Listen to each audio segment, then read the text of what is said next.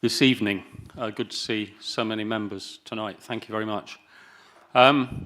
First of all, we've got a bit of housekeeping. There's no fire bell test, so if the fire alarm goes, we do need to get out. So we'll go back out through reception and we'll meet over in the car park behind the windmill. Just to let everybody know, this is live streamed and recorded. So members and anybody registered to speak, just please make sure that you're clearly speaking into the microphone. Thank you. For those that are registered, I shall call you up when it's your turn to make representations, and I'll explain what to do then. So thank you for that. This is a meeting held in public. It's not a public meeting, so only those that are registered to speak can do so. Thank you. All right, so let's go on to the top table. On my right, Kira Keller is Democratic Services. Immediately on my right, Amy Shipley's our legal advisor. On my left, Joe Brooke, our planning manager, and two case officers tonight. That's Josh Cooper and Stuart McIver. Joe, you have a statement to read out about your role as planning manager. Thanks, Chair. My role tonight is to provide impartial advice to committee members and to assist members in their decision taking. Thanks very much. Thanks very much, Joe. Okay, so we can move on to the agenda. Before we do, members, just to draw your attention to the update sheet, I'll come on to that in a second. So, first of all, apologies for absence, please, Kira. We've apologies from Councillor Passingham with Councillor Parker as substitute. Thank you very much. And disclosures of interest, item 2. I'll just say a couple of things. I'll get you in a second, Duncan. Yeah, a couple of things. I think we've all had an email about Tallyfields. That be right? Yeah. Okay. Thank you. And I just wanted to disclose, along with perhaps one or two others, that we had visited that site a couple of years ago. Councillor Parry was with us. No, somebody else, I think. Anyway. Okay. So if there are no further disclosures, Councillor Parker, please. Yes, thank you, Chair. I will be stepping back because I will be speaking in support of 2502052 Full Lilac Cottage. Thank you. So that's fine. Any other disclosures? No? Okay, super. Okay, so next item on the agenda, I think we have some minutes of a meeting held on the 11th of February. Have you all had a chance to look at the minutes? You're happy to approve those, accept those minutes? Looks like agreed unanimously.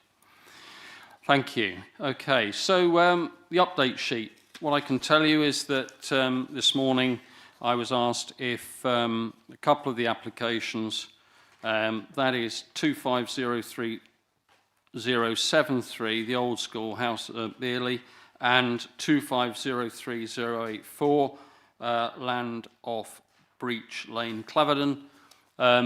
We had no speakers for those items. The applicants were notified, and I've used my chair's discretion to agree that those two items are delegated to officers. So we're just down to the first two items on the agenda.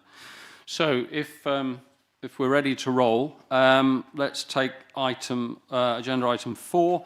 That's application 2502052 FUL. That's Lilac Cottage, Preston Fields Lane, Preston Bagot. And the presenting officer is Josh. So Josh, when you're ready, over to you. Thank you. Good evening, members. Thank you, Chair. The application before members tonight is for the proposed erection of a self-build replacement dwelling in addition to the conversion of an existing garage into an annex.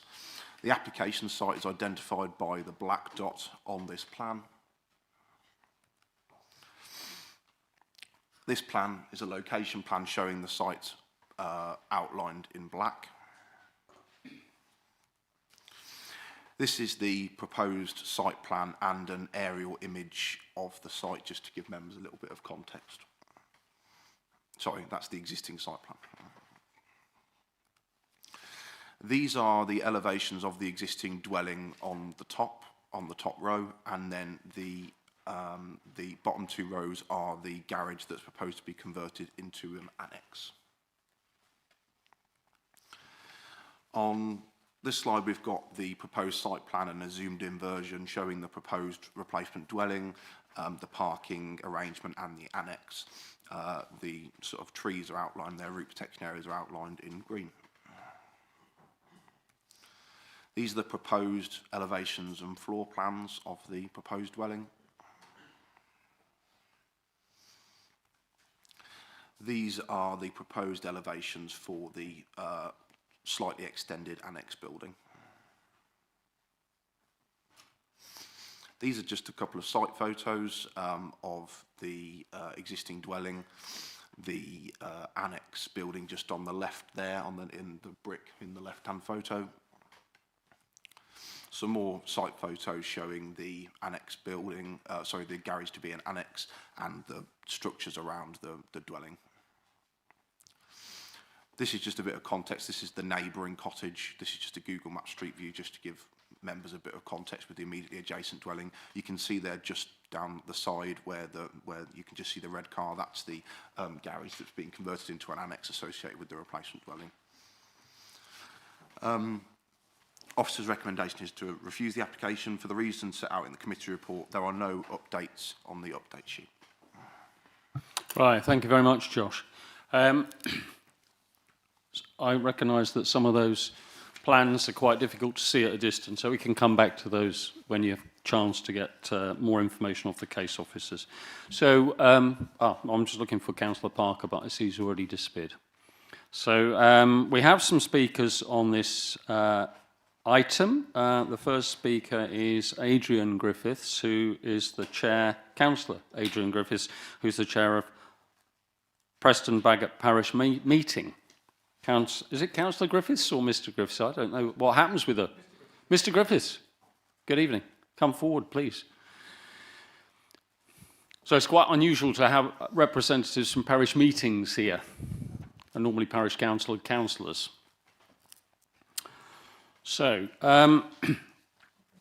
Mr. Griffiths, you've got 3 minutes to tell us a bit about this application that you're supporting. If you press the right-hand button, you'll get a red light on the microphone, and then when you're ready, and about 2.5 minutes in, I shall give you a little nod that you're coming up to your 3 minutes. Yes, okay. Fine.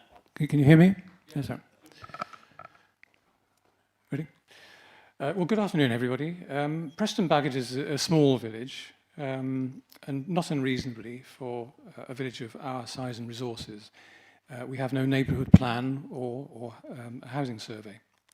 In 2021, our parish meeting voted not to make comment on aspects related to specific details of future planning applications, except in cases where the wider community is affected.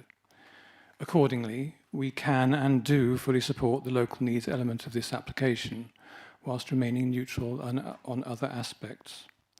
This support was expressed by a unanimous vote at the parish meeting held in May 25, the most well-attended meeting for over 10 years, and with at least double the number of the average number of attendees for that period.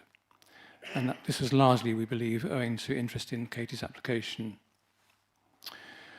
Regarding compliance with policy, S2 of the SPD on local housing scheme states, in applying policy CS15, the Council will attach significant weight to the fact that the Parish Council is supportive of a local needs scheme.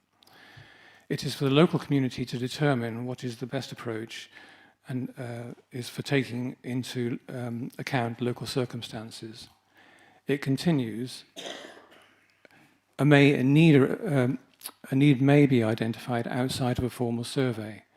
In such cases, the applicant will require the written support of a parish council. Based on the wording of S2, the following 2 points were agreed unanimously by parishioners at our May 25 meeting. Quoting from the minutes, the parish meeting agrees that there is a local needs case to be made for a planning application from Katie Davey, which would allow a family that has lived continuously in the village for 4 generations to continue to do so. The parish meeting therefore supports this local need application. The ward member and the county councillor were both present and agreed with the vote. Regarding the location, the planning department has said that they don't believe that the site is within the village. Again, quoting from the minutes, the meeting noted that the village has a church and has previously had other facilities such as a school, a pub, and is widely known as a village, and conforms to the dispersed settlement model of a Warwickshire village identified in academic texts.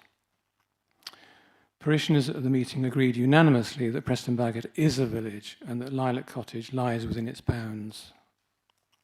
Thank you.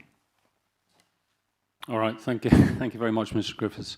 Right, we've got an opportunity to ask you some questions now about those representations. Has anybody got any questions? Councillor Harvey first. Good evening, Mr. Griffiths. I live in Armscott. Armscott is sometimes described as a village, and sometimes it is described as a hamlet. I don't think there is a definition, a legal definition of a hamlet. I'll bow to the judgment or the information from officers subsequently. But my understanding is there is no legal definition of a hamlet. So my question, you made reference to academic texts. Are you able to provide us with chapter and verse, so to speak, of what those academic texts are and what they say? Right, Please. okay. Thank you for the question. I'll have to refer you to somebody else who provided me with that information, if that's okay.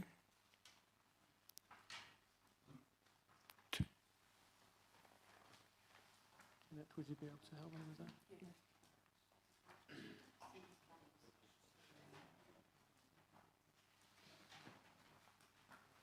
You could offer to defer the question to the next speaker, perhaps. It might be possible that the applicant can answer that question, but there's no one else is registered to speak, I'm being advised. Yes, Jeanette is. Oh, right. Okay, so this is Mrs. Owen, who's registered as a speaker then in the next session. So I think we'll wait until Mrs. Owen comes up and then perhaps ask that question again. But there's no other speakers registered with the parish meeting. Do you want to follow up with anything else? No, the point is that it seems that the definition of a village is a material matter for consideration. I'm just wondering if there is a good source of a definition, then I'd like to hear it. Right, thank you. Well, perhaps I could follow up with a question of my own. You said that it was a unanimous vote of the people that attended the parish meeting in May 25. Yes. Could you just give us an idea as to how many people turned up and how many households they represented of the village? Yes, the number of attendees was 22, which is, as I say, is very high for typically a parish meeting in the village is between 8 and 11 people usually. So yes, 22 is a lot. And the number of households that would have represented of, yes, of the total number in the village? I believe it's of the order of 12. Okay. I couldn't be precise. I'd have to And check how the many records. properties are there in the village as you describe it? Just over 50. 50, okay. Thank you, that's quite useful clarification. Further questions? No? In which case, thank you, Mr. Griffiths. Okay, you're welcome.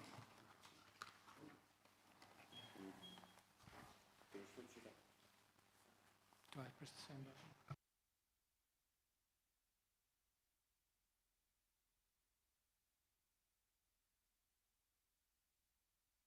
Okay, so our next speakers are Katie Davey, who's the applicant.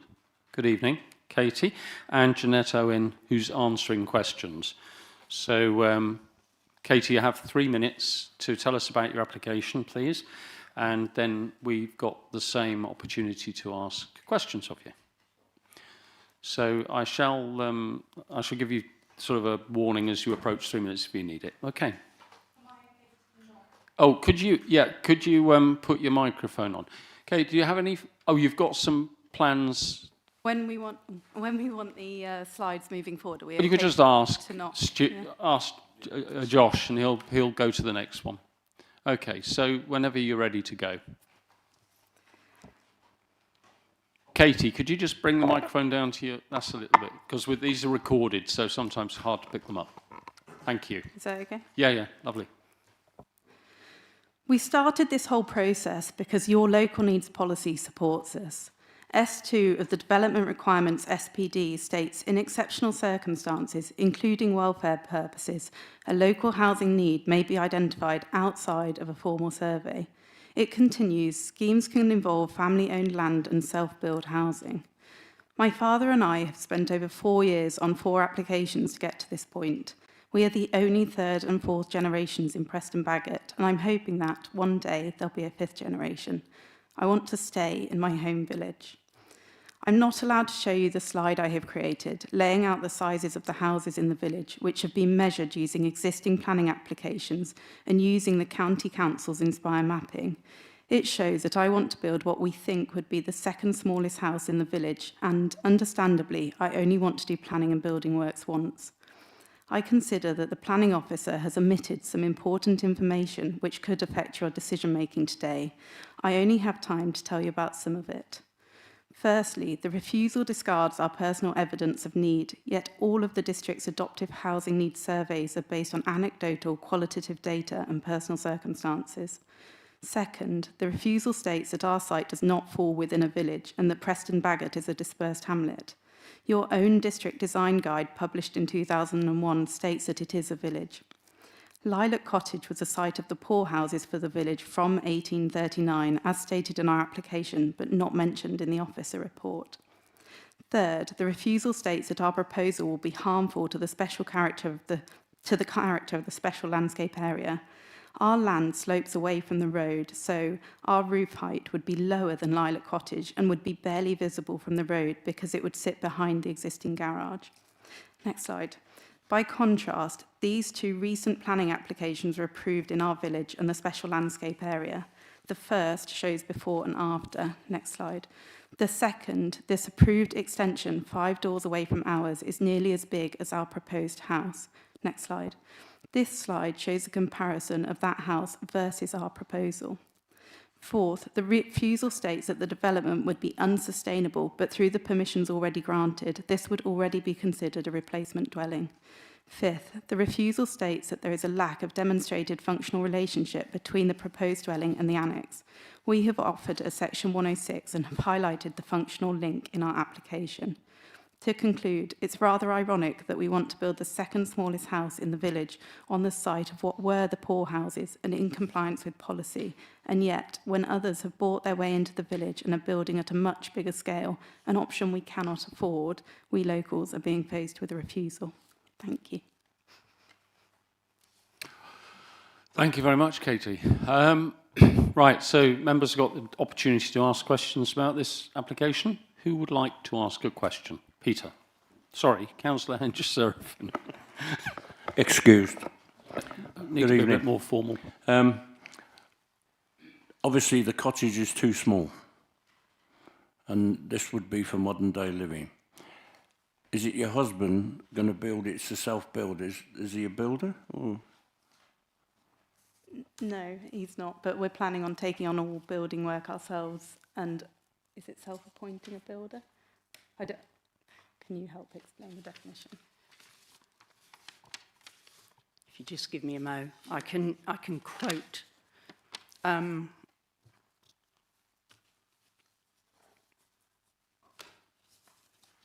The government's PPG on self-build and custom-built housing states that it includes an individual commissioning the design and construction of their own home, which they will occupy.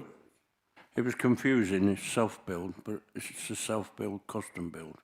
It's a self-build. The difference between a self-build and a custom build does exist, but for the purposes here, it is a self-build, but that doesn't mean that you lay the bricks yourselves. It means that you commission it. You don't go to a developer and walk into a turnkey that they have done. I understand that. I was in the building trade all my life, so yeah. It's obviously changed. And you asked whether Lilac Cottage is too small. Katie can answer that in terms of the circumstances why Lilac Cottage has to be sold. More. Yep. Sorry, George. The annex, what will that be used for? It'll be used for my father. We want to stay on site together, and Thank you. Okay, Councillor Hinch-Serafin, thank you for that. I'm going to have a question about the annex in a minute, Katie, but I think I've got Councillor Parry next. Thank you, Chair, and good evening. Hello.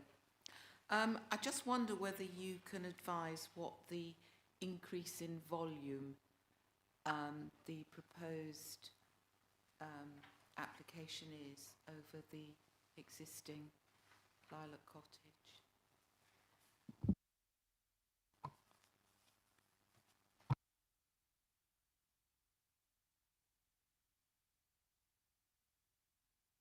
I think, can I interject, Councillor Parry? I think we can probably ask the case officer that, because I think he's got those details. You know, can I just follow? Can I Yes. answer that in part? What's important here is that the local needs policy doesn't specify that houses have to be of a certain size. It's a replacement dwelling for the existing, but it's being proposed under the local needs policy in order to enable Katie to build once at the size that she wants to build. Okay. Can I follow up the question on, Katie, could I just follow up the question on the garage? So you're going to extend the garage slightly, which is going to be an annex for your father. You mentioned in your presentation that there was going to be sort of a legal agreement to make this functional link between the house and the garage. Is that to make sure that it's always part of the same dwelling? In other words, it's like an ancillary part of the dwelling where your father's going to live rather than a separate house on the site. Is that what's envisaged? yes, exactly. So I know it was commented on that that it's a set, you know, it could be a separate accommodation on site, but is it going to share things like the garden and stuff? Yeah. Is it sharing? So we've the shown facilities? that in the application. It's going to share storage, a shared garden, shared utilities, shared water and sewage disposal, shared parking. Right. We're aiming to put solar panels on for the main house, which we're really keen to keep it as environmentally friendly as possible and make it as suitable for the area as possible. Yeah. So those solar panels will be used to support the main house. Right. The electric charging point will be on the annex. And although it's unenforceable, we do share washing facilities and we frequently share meals as a family, and we'd like to continue doing so. Okay, thanks. Right, okay, so thank you for that. Councillor Harvey's got a question. Can I revert to my previous question? Oh, yes, of course. Academic sources, if possible. I have another question as well. Thank you, Chairman. You're right in many respects that there is no legal definition of what is a village and what is a hamlet.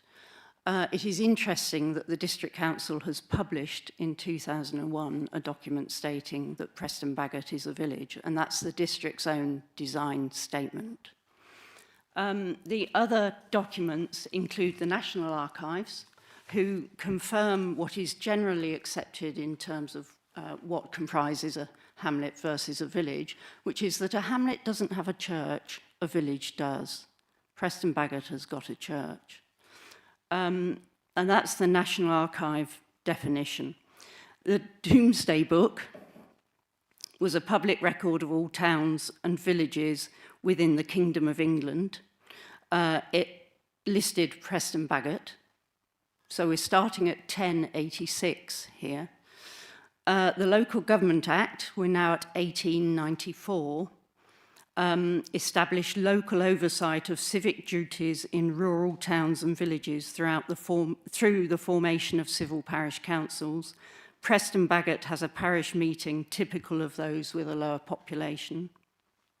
Victoria County History, 1945, refers to Preston Bagot as a village.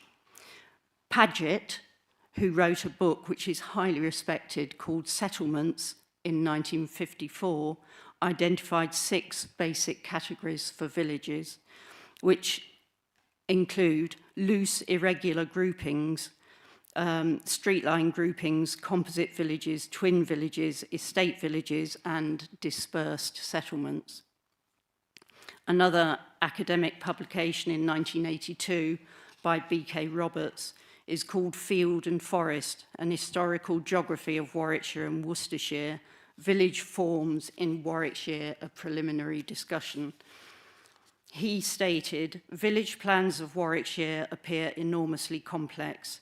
Irregular agglomerations, generally without greens, and composite plans predominate and account for over 57% of the total of the 200 or so plans. Composite comprises an agglomeration of more than one distinct focus. And another example that you may know better is Hasler and Upton, which are a Hasler village, effectively. Sorry if anyone lives in Upton and thinks they're a little bit hurt by that. James Bond, not the one that you may know, wrote in 1985, another respected academic, Medieval Villages and Their Topography. He stated, while the techniques of morphological analysis have undergone considerable refinement since 1954, the shape of any village can be regarded as the product of the interaction of several different influences and processes working within a framework of physical and historical constraints. And he repeats, village plans may be linear or agglomerated, tightly cohesive or loose-knit, regular or irregular, and with or without certain special features such as a green. Many villages display hybrid or composite forms composed of more than one individual plan unit and including various combinations of these characteristics. Perry, Gore and Fleming, 1986, wrote Old English Villages and stated, one of the most satisfying things about English villages is that they are all different. The Women's Institute, in 1988, wrote the Warwickshire Village book and identified Preston Bagot as a small village in its listings. Thank you, Janet. I think we got the measure of that. Is that the paper that was available to us with these papers? Oh no, it's on the application site, isn't it? I think that was a submission of the application. Is that right, Jeanette? That was part of the planning statement. Thank you. It was on the planning statement. Councillor Harvey. Two other questions. Yes. Reference to the poorhouses. Do you know, this is a stupid question really, but do you know when they were built and when they were disused stroke pulled down? How long has it been since the poorhouses were there? I know when they're first referenced in the archives, which was 1822. I don't know. Do you know when they were pulled down? They're shown on plan in 1839. Now, my father-in-law, who has passed away, who rebuilt Lilac Cottage, rebuilt it to replace something that wasn't great, and that was 70 years ago. Now, whether that was when they were pulled down, I can't tell you, and there's nothing in his planning application that at that time, which was, I think, a few words from the council saying, yeah, this looks fine to me, how things have moved on. Yeah. There's nothing other than that shows when they were pulled down. Okay. That's helpful, nevertheless. Okay. And my final question is to Katie. In your presentation, you said you were pushed for time. There were things you wouldn't have time to tell us. Are there important things that you would now like to tell us about that would aid us in our decision making? Thank you. There's 4 or 5 open points here, but the planning officer highlights that there's limited details of the proposed materials that have been provided in the report. Under the application called materials, the proposed dwelling is going to be render on a brick plinth and plain clay tiles for the roof. The annex will be red brick and plain clay tiles to match existing. So yeah, that's one of the points. BNG would be required. So biodiversity net gain is not required for custom self-build dwellings. So there's a conflict in that. Self and custom build housing. Limited weight has been given by the officer to self and custom build status because we haven't stated in the application. The officer then states that the SIL form and our submitted planning statement show that the proposal is for a self-build dwelling. This is inconsistent and therefore misleading.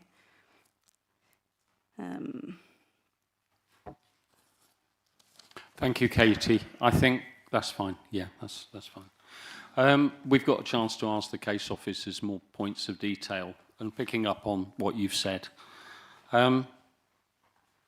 Were there any objections, can I ask you, to your proposal to knock down the chalet and replace it with something a bit more modern? None at all. So we've got 12 submissions of support in the application, and this is just anecdotal, but every time I walk around the village, everyone asks, where have you got to with your planning application? Have you got it yet? I can read one of those out or an extract of it if you're happy for me to. Yeah, please. So this is from, can I say his name? No, just say a resident or a neighbour. One of the neighbours. Or my dad. No, don't say that. Just say a resident says this. One of the residents who lives in the village said, simply put, there cannot be a clearer entitlement to affordable housing than a fourth-generation resident seeking to start a family here. Second, the proposed design is infinitely more attractive than the impractical conversion of the hodgepodge of outbuildings forming the nub of the existing consent. Lilac Cottage is situated on the edge of the village, and the proposed design, far from being an imposition on the immediate neighbourhood, appears to be a significant improvement on the permission already granted and is completely harmonious with existing buildings in the immediate vicinity. He continues, rejection of this relatively modest application by SDC would be quite incredible in view of the very obvious and relatively recent examples of the replacement of smaller properties with very much larger and more imposing buildings that absolutely abound within the village boundaries. Thank you. Well read. I think, unless there are any further questions, we have another speaker. So, Katie, Jeanette, thank you very much indeed.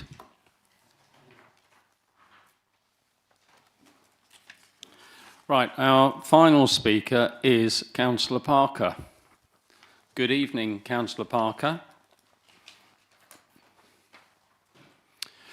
Do you mind if I let Mrs. Owen No, stay? not at all. Any questions? Is that to help you with questions? It's just, as a family, they seem to be very well versed. So, yeah. And I'm nervous of you lot asking me something too serious.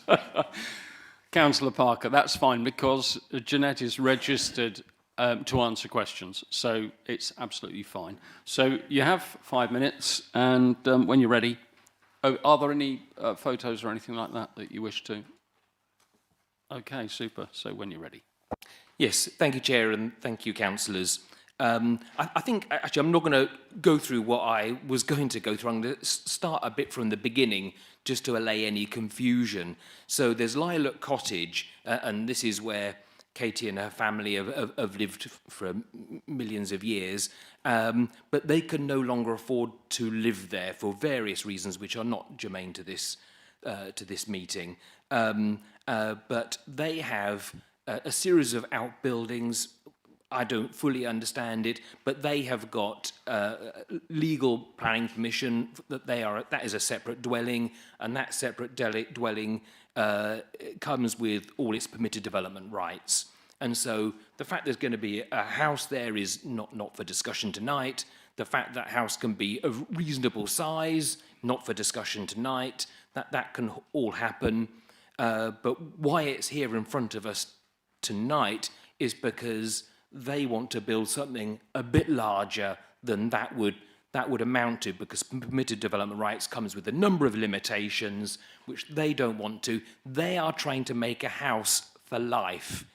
I am in no doubt, and I have tried to persuade them, just go with something smaller now and just keep adding to it, and they can come back and bang on the district council's door every couple of years and just build it into something enormous.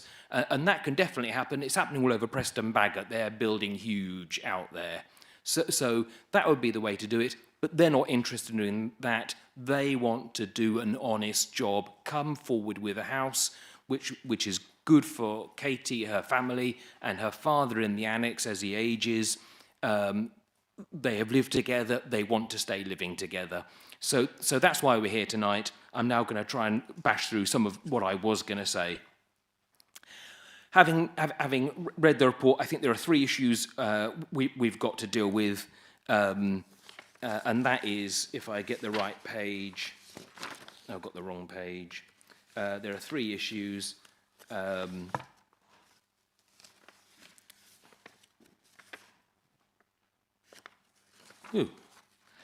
Is Preston Bagot a village?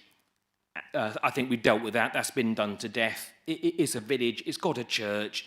It had a pub. It had a school. The pub burnt, and the school was closed by the county a while back. I think the next issue is this a local needs application? I think I'd like to go into that. It is a local need application. It is, like many of you, I represent normal villages with a parish council, and they have a local needs survey. They know exactly what they need. That is really straightforward and doesn't cause any confusion. But here we're in a situation where it's a parish meeting. They don't, as a matter of course, have a local needs survey. And so how are they meant to bring this forward? And fortunately, the core strategy does allow for this. And it says, in exceptional circumstances, including welfare purposes, a local housing need may be identified outside of a formal survey. And here we are. The applicant has worked with the parish meeting. That there was a huge turnout. I turned out at the meeting. I've not been to many parish meetings where you are where it's so well attended. It was kind of standing room only, and it was unanimous. So for me, this has been demonstrated that it is local need.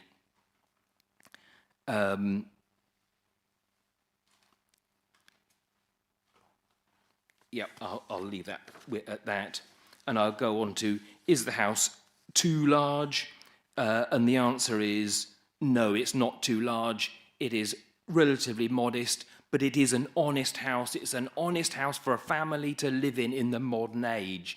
This is, and this is a right first time build.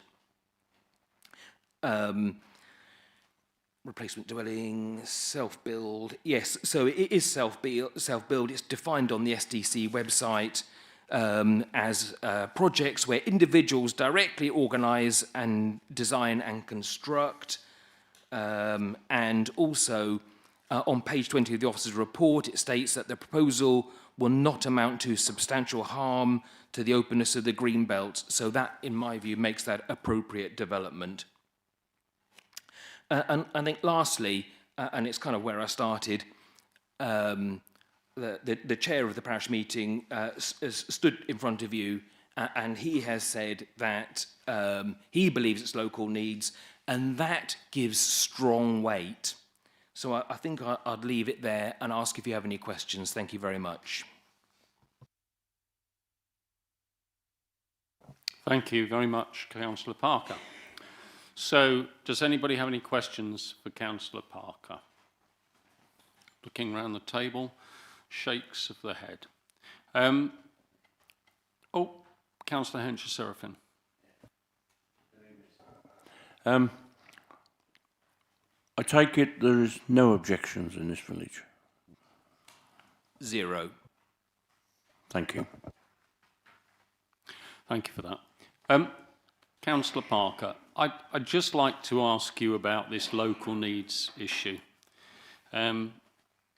Because in most, where you've got parish councils, often they undertake local needs surveys. So they say to people, what sort of property would you need here, you know, for your kids or for your elderly parents or whatever, and you get something back and it says, well, we need 2 bungalows or whatever. What do you think would happen if we'd had been able to have, 'cause we haven't got this here, if we'd been able to have a local needs survey? What's your reflections on the likelihood of the sort of findings of such a process or an exercise in Preston Bagot? Yes, so yeah, like everyone here, you know, I see a lot of local housing needs surveys.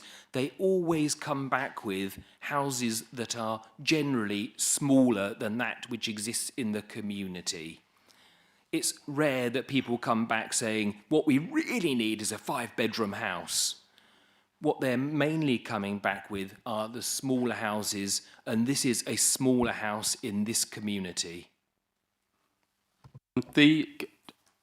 Well, I'll ask questions to the case officers. So I want to explore the annex, really, which is like accommodation for somebody else, isn't it? Yeah.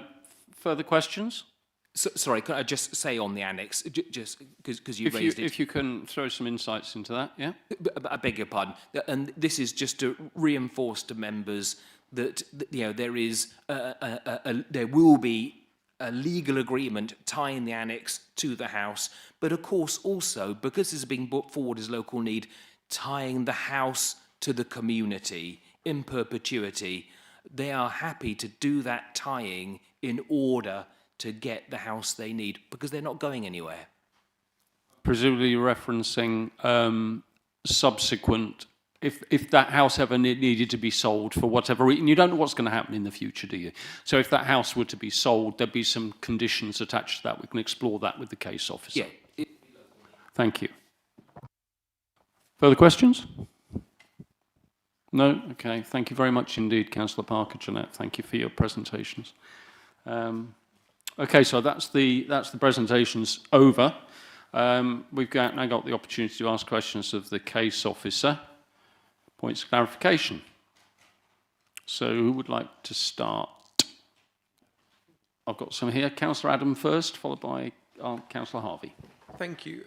Josh, I'm wondering if you could put up the existing, so is that the existing site plan, yes? And the topography, I think the applicant noted that it fell away from the road, and I mean that's indicated by that. And I'm looking at the lie of the land. There's I think a brook down away from it, so it suggests so. Are you able to give an indication of how sharp a fall off that is? I mean, maybe the photos, looking at the site photos, would help as well. I just want to understand the visual impact from the public realm, let's say. Yeah, no, absolutely. So this site, this sort of photo shows it quite well, really. There is a gradient on the site. You know, we can't get away from that. I think the council's position is that the scale of the dwelling would be quite substantial in this case, and that would become more visually prominent across the sites, you know, when looking from outside of the site into it, and also when considering the impacts of the development within the site in terms of dominating the site in terms of its scale, its massing, and when considering what's there now. You know, I appreciate that building in front of us is on sort of supports, but generally it is reasonably low lying, and the heights when you're comparing to the proposed dwelling, it is quite a difference. Just following that up, in terms of the siting of the proposed dwelling versus the existing, how much overlap is there? I mean, obviously there's quite a fall away. Is the ground floor going to be at the lower level? I mean, to be perfectly honest, we don't have finished floor levels of the proposed. The plans would indicate that it is in generally the same location. However, it is a different building of a different scale. It's also orientated differently. Councillor Harvey. Can I refer you to page 15, first paragraph, where the officer's report says, I maintain that the application site does not fall within or adjacent to a village. We've heard that this is accepted locally within the parish, that it's a village of Preston Bagot. We are told there are documents published, at least one document published by the District Council, which describes Preston Bagot as a village. We're told that one of the criteria for a village is the presence of a church. It has a church. So I'm wondering whether the officer could explain why this statement is in the report. This is not within a village. Yeah, absolutely. So, you know, we've reviewed the academic information put forward. However, we'd maintain the fact that there is no planning definition of a village, and therefore the assessment of that is open to interpretation.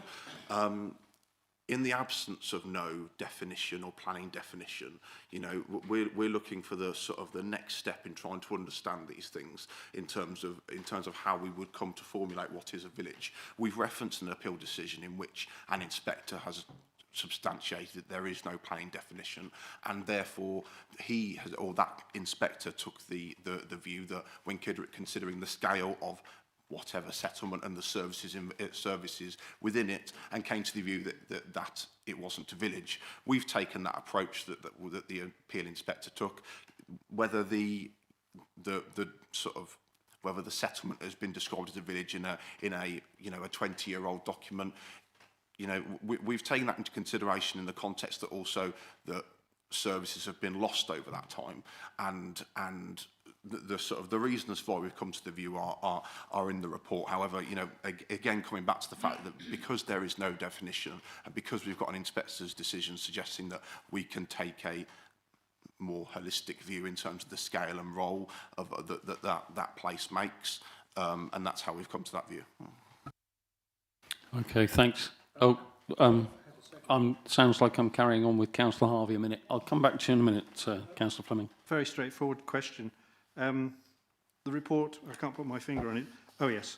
It's page 21. It's towards the bottom of the page where it says this, the overall size representing a suburban dwelling, which would be overdevelopment of the site. My understanding, as there's no definition, legal definition of a village, similarly, there is no legal definition of what is overdevelopment. So I would like you to explain, if you would, in the context of this application, why you think this is overdevelopment. Yeah, absolutely. And again, like you said, there's no definition of that. That's open to view. The council's view is that the scale of the dwelling would become much more dominant than what is on site currently, and you know would have an imposing effect on the rest of the plot. That has formulated into the view as why the scale, height and massing of it would become more dominant. It would create a more suburban nature over the site, which is currently quite suppressed and subtle, and the proposal, you know, by reason of the scale and massing of the dwelling would have a substantial change to the character of the site and would reduce its rural nature. Councillor Fleming? Yeah, there was talk earlier from the speakers about making sure that the garage annex stays part of the property. I might be giving the game away from my perspective, but if we were minded to grant this application rather than refuse, can we set conditions that the garage extension would never be sold as a separate property? Is that something that we can condition if we want to do that? Yeah, I'll just refer to Joe on this. Yeah, we can condition it that it would remain ancillary to the main house. When it comes to the selling of the property, you can never guarantee it, but they would have to seek to vary that condition. So ultimately that condition should remain as part of as moving forward. But that is only in respect to the ancillary development, not the local needs element of it. Thank you for that. I'm just coming to Councillor Ballinger next, and then I've got a queue. So, Councillor Ballinger. Hi, Josh. Can I just ask a question regarding how did you determine this not being a locally identified need? Yeah, absolutely. So the first stage of that, as set out in Part S, is to look at whether there's an NDP. There isn't. The second stage of that is there any other form of empirical evidence that's been gone through a certain level of verification and has been provided to provide a I'm going to use the word objective detail of what kind of need for housing there is in the local area. Normally this is a housing needs survey. There hasn't been that. So they're the two key ones in terms of how we would normally identify what is a locally identified need.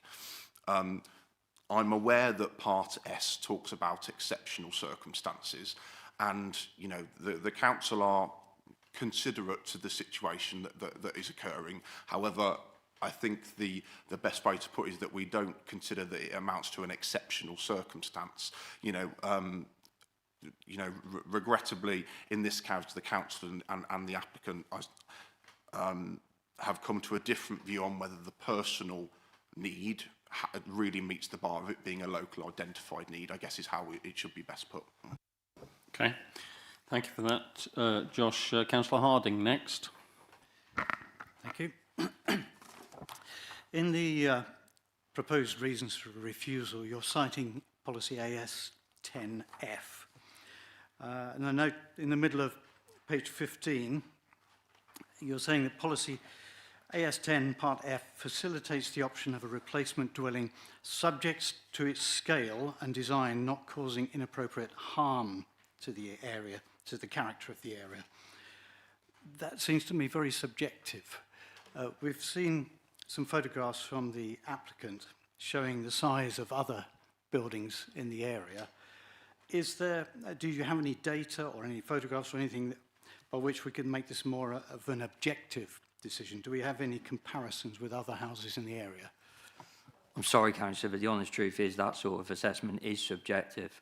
Now, we base it on a lot of things and criteria regarding the character of the area, the landscape and so forth, but also what is based on that site.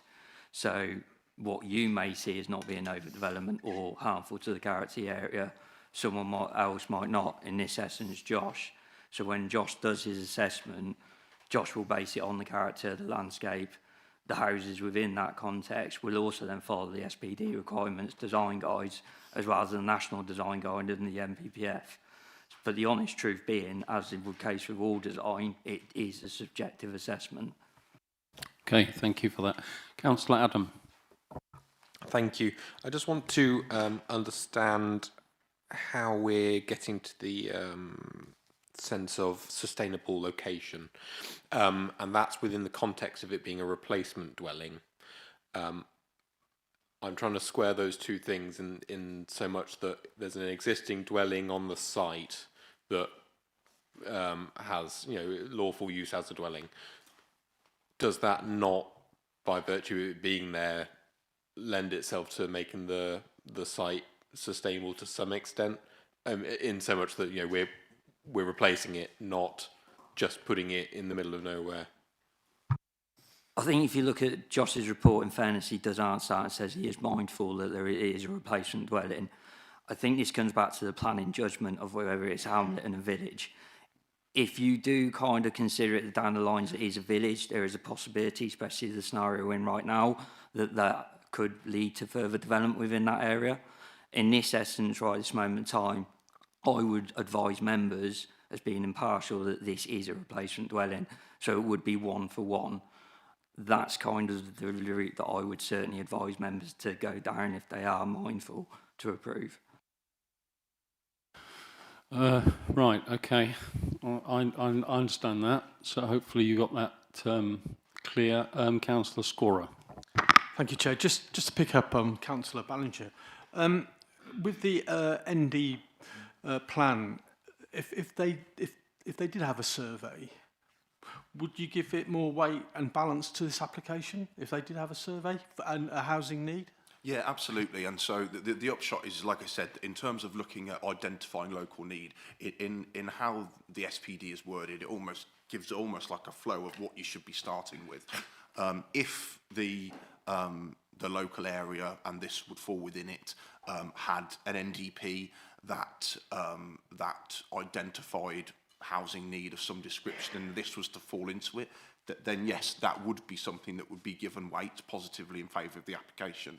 Equally, if there was no NDP, but there was sort of a verified housing needs survey that supported of what the applicant wanted to do fell within an identified need set out in the housing needs survey, that would also be given positive weight. I think we can discuss that in debate, the issue of the housing need. I do have a question as well myself. Well, I actually wanted to see the existing property and the proposed replacement dwelling, Josh, to give... I was just reading the report and I just wanted to reflect on, because I didn't have a chance to look at the design of it, but what you've described is traditional window arrangement, eaves, height, pitch, dormers, an open-sided porch, large, and a chimney, characteristics reflecting a cottage-style property. That's what you said. So can you just help us understand, because I didn't have a chance to look at this really. That's what the elevations are. So, okay. And the bedroom arrangements, can you just, it's 4 bedrooms, isn't it? Yeah, so the bedroom arrangement is 1, 2, 3, 4 bedrooms up on the first floor.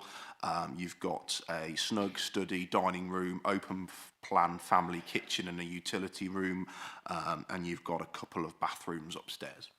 In terms of the content of the building, you know, we have made it clear in the report that the design features of this building are not out of character with the area. You know, the issue that has been taken is with the scale of it and what the impact that would do over the site. And so, you know, we have appreciated the features such as the dormer windows, the traditional chimney, the roof style are all features that we would tend to see or within a rural dwelling, but you know, but the point that we're making is that is whether the scale is appropriate. Thanks for that. I'm looking around for further questions. I'm seeing probably none, in which case, thank you for that. That was very useful insights. Okay, so we can move on to discussion and debate about this application and how you're thinking about it, having heard representations and had the chance to ask the case officers about it. And I can see that Councillor Hencher-Serafin is waving his pen. So he's going to start, and then Councillor Parry, and then Councillor Ballinger. Thank you, Chair. Well, I think this is quite an attractive building. It's for modern day living. Things have moved on since the old days when people lived in very small cottages. And these people want to stay in the village. So I would go against the case officer's recommendation on this, but I won't propose yet, but I'll wait to see. Okay, thank you. I think I had Councillor Parry next. Thank you, Chair. Thank you for all your presentations this evening, which was really eye-opening. And it's all I can say is I wish at some of my parish council meetings I had 22 villagers come along to a parish council. Most of my parish council meetings are rather lonely. So I think to me that certainly demonstrates a lot of cohesion and community spirit. I do think it's important to consider other villagers' views.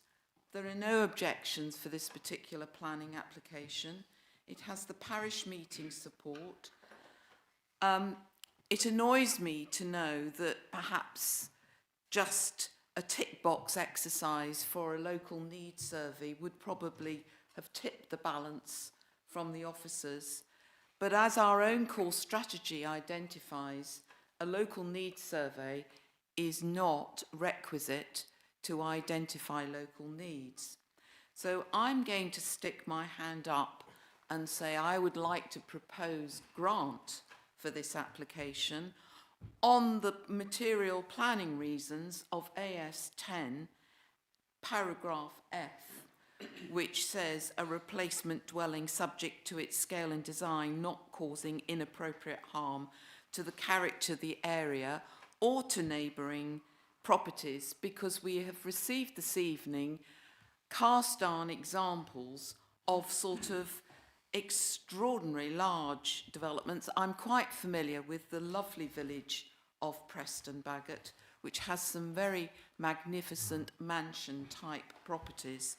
So for the village to actually have something, dare I say, there's a little bit more normal to family living must be welcomed. And I also feel that this application complies and accords with CS20. So, Chair, I would like to propose grant going against the officer's recommendation and hopefully seek some approval from my colleagues around the chamber. Thank you. Okay, thanks. I'll accept that as a recommendation, Councillor Parry, and it's a recommendation to grant because you feel that the design and the scale of this replacement dwelling is not harmful in that location. Okay. Right, I had then Councillor Ballinger, I think. Thank you, Chair. This is the whole reason we have these committees, when we have situations like this come forward, and actually hearing the speakers today, there's clearly a need for this family in the situation that they're in. So therefore, I will happily second Councillor Parry, and I will second what she has said. Okay, thanks very much, Councillor Ballinger. I've got Councillor Adam next. Thank you. Yes, I mean, I'm in support of the proposal that's been made, but I'd hopefully lend some weight to it. In terms of the local need, I mean, you noted it yourself, Chair, that this is from a parish meeting, not a parish council. There's an administrative burden on producing technical documentation to support local identification of need.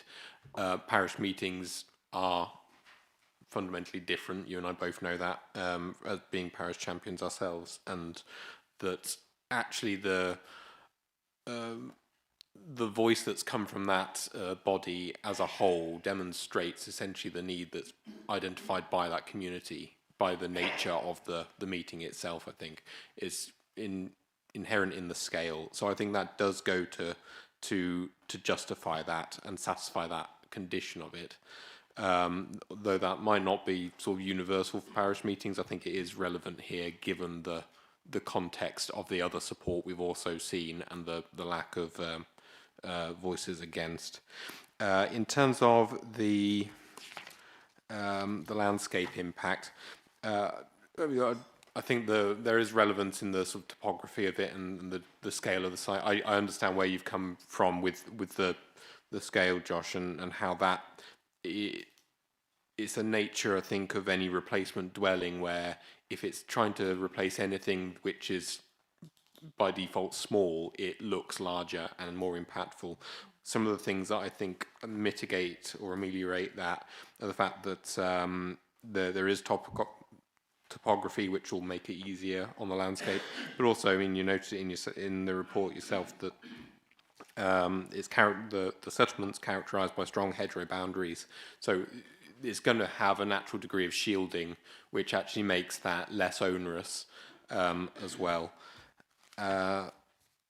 Beyond that, I think that starts to essentially get away from the aspects that were a main concern on the local needs. I do consider this a village, and I think that's been hashed out pretty comprehensively through Councillor Harvey's line of questioning and the response we've heard.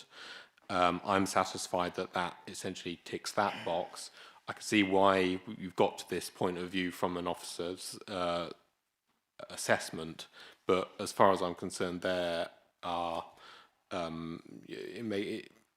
it seems that it's more than a sum of its parts from the actual hearing of it, and I think that there's enough to go against on this basis that actually we do have that policy background. So yeah, I'll be supporting the proposal. Thanks.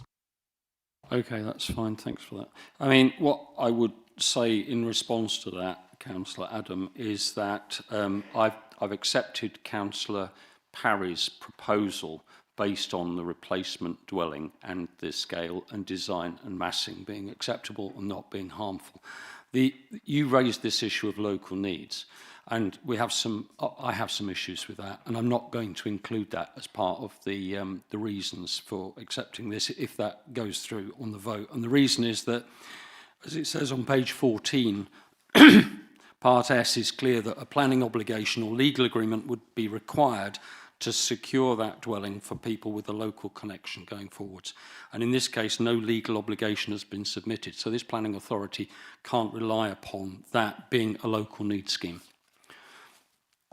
Okay, does anybody else want to enter the debate? Councillor Harvey. Yeah, I'm in favour of going against the officer's recommendation. I would just say one thing, however. In this particular instance, the question of what is a village and what isn't a village is a material issue. And I thought tonight's presentations were a perfect example of why people should come along and speak and say their bits, because the hook to the question really was the use of the words academic texts, and that the fact that those words were used led to the opportunity to ask further questions, and that produced lots of relevant information. However, the thought that did come to my mind was the Queen of Hearts, because the Queen of Hearts said a word means whatever I say it means. And I'm wondering whether we need to be mindful that there could be circumstances where a dispersed village on one interpretation is actually just a dispersal of houses that don't actually form a village. The fact that the villagers of Preston Bagot regard themselves as living in a dispersed village, and the fact they're prepared to say it is important and supportive. But I think the question of the presence of the church was the critical, for me, the critical issue. That changes, that gives cohesion to a dispersed village in a way that a group of houses with no church may not be regarded as a village, might not even be regarded as a hamlet. So I'm perfectly happy to support going against the officer's recommendation in this particular one, but that's not to say that the Queen of Hearts was right. Great, thank you very much, Councillor Harvey. I'm tempted to add to that about be careful what you wish for when you decide that you're living in a village, because it might change things in the future. Councillor Fleming. The Queen of Hearts says it means whatever I say it means. Was she Donald Trump's mother? Sorry for asking. I'm going to support this. I think I gave it away in my questions to officers earlier. It's a family home. It's not a mansion like along the road from where it is. I don't think it does, again, the subjective thing about how much harm it does. I don't think it's going to do any harm. It's going to improve the area. They're going to lose some fairly unsightly buildings. We've already said that we can put in a mandate or a condition that they can't sell or dispose of this garage as a separate issue. It keeps a family together, it keeps a village family together, and I'll certainly be supporting the proposal from my colleagues over the way. Okay, just give me a minute.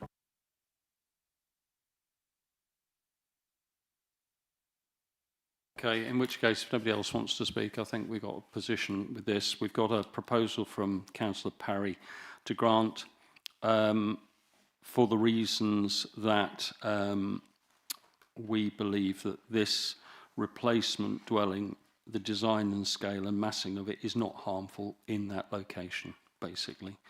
So I've got that proposal. I've got a second, which I think was Councillor Ballinger, yeah. In addition to that, I need to just draw your attention to conditions that would come with this application, which will be essentially delegated to the officers. There's a list of those conditions, but it's also subject to the applicant agreeing to a pre-commencement condition for an ecological survey. Ecological enhancement plan. Oh, okay, ecological enhancement plan. So on that basis, on that proposal, could I have a show of hands in favour, please? Oh, hang on a second, hang on, don't jump the gun.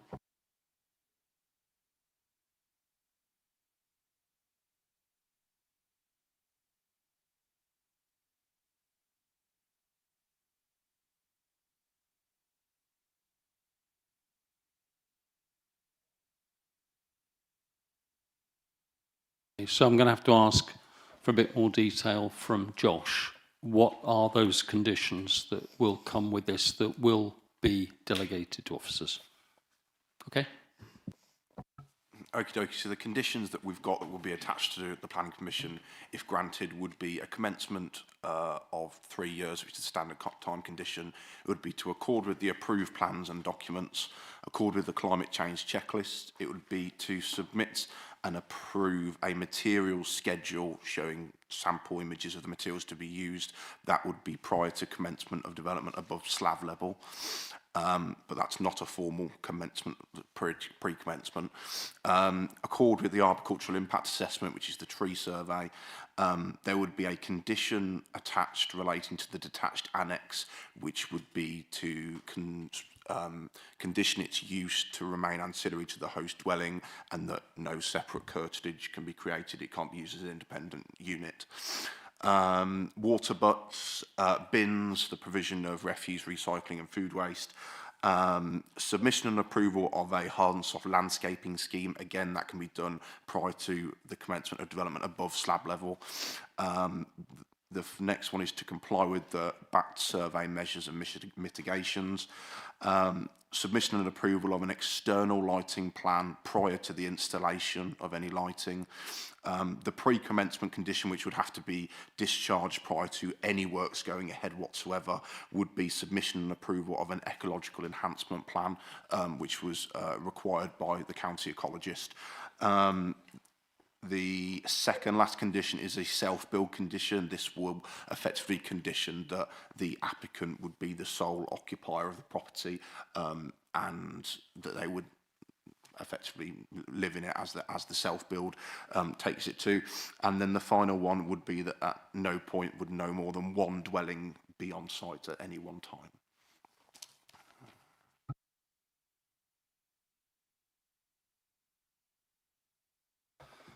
Right. Is there a condition for an EV charging point? No, because it's required by building regulations, so it would be unnecessary. Thank you. Councillor Parry, are you happy with that list of conditions? Yeah, it's very comprehensive. Thank you. Happy. Councillor Ballinger, are you happy with that? I am.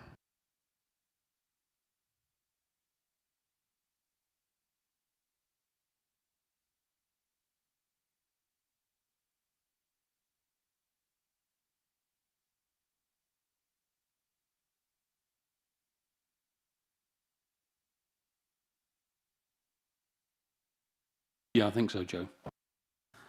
So the conditions that Josh has just listed out, and there's condition 12 regarding the pre-commencement condition, in accordance with the MPPF and PPG, we do need to get the applicant's agreement. So it is subject to the applicant's agreement on condition 12.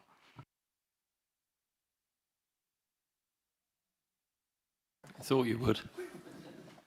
Right, that'll all appear on the recommendation. So, Councillor Parry, is that all good then? We're good to go, Chair.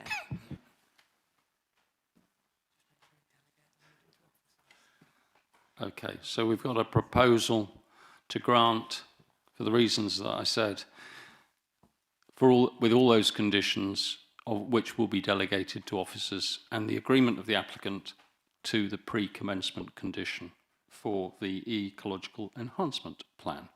Okay, so I'd like to put that to a vote, please. All those in favour? There we go. That's Good. unanimous. Thank you very much, everybody. Sorry it gets a bit complicated, but it's necessary to get these things right. So thank you all for your presentations. We're going to take a bit of a break now because that took an hour and a quarter. So we're just going to have a 5-minute break, and then we'll consider the next item.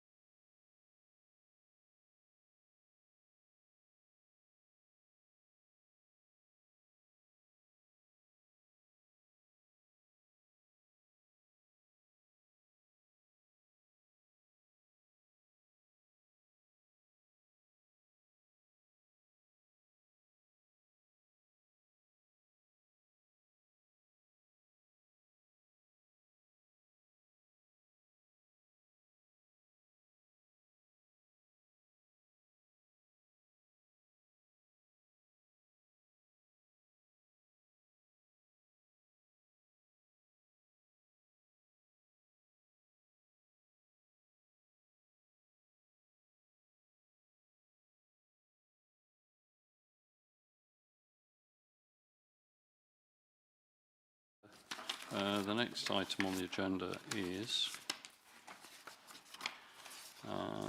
application 2502-776 FUL. It's Tallyfields, Aylesmore, Shipston on Stour. And the presenting officer for this is Stuart McIver. Stuart, when you're ready, if you'd like to take us through this application, please.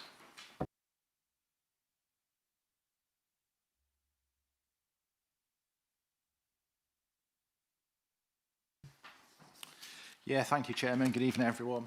So the proposal before members is the conversion of an agricultural building to a single dwelling at Tallyfields, Aylesmore.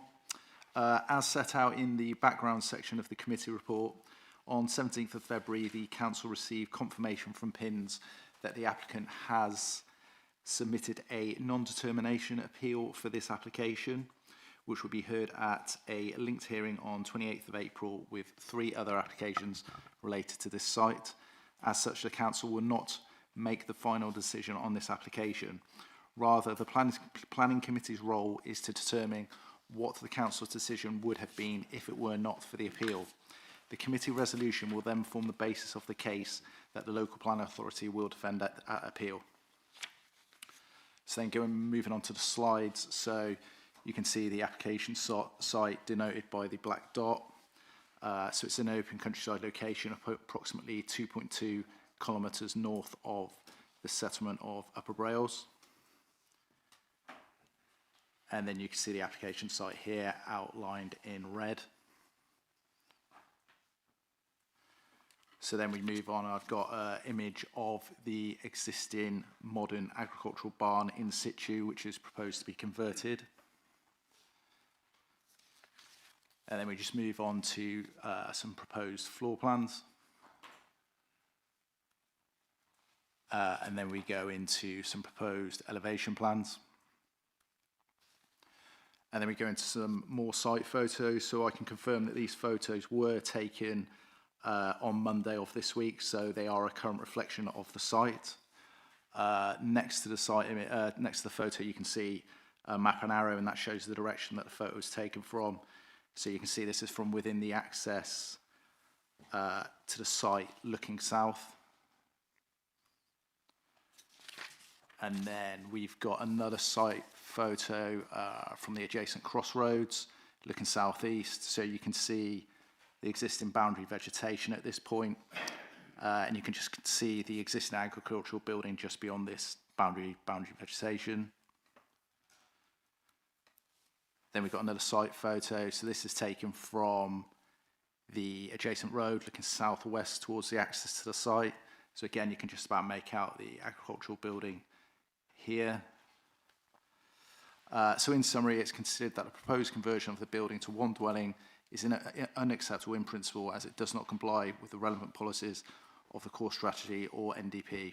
Is therefore that the application is recommended for refusal. Please see the update sheet for updates. Thank you, Chairman. Thank you very much, Stuart. Okay, we've got speakers registered on this item, and the first speaker is the applicant, which is Mr. Gregory Besterman. Good evening, Mr. Besterman. Welcome. And thank you very much for coming along. Right, so I've got you down for 3 minutes. And have you got any slides you want to show or anything like that?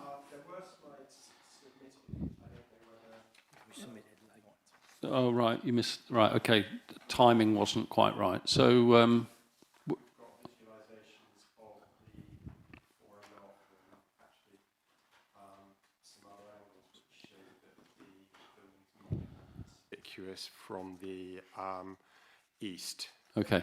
Well, we haven't got those to show, but we can certainly ask the case officer when we get to that point for clarification and anything that he's got to show us. So I've got you down for 3 minutes. So when you're ready to go, I'll just give you a bit of a heads up as you come towards it. Okay, thank you.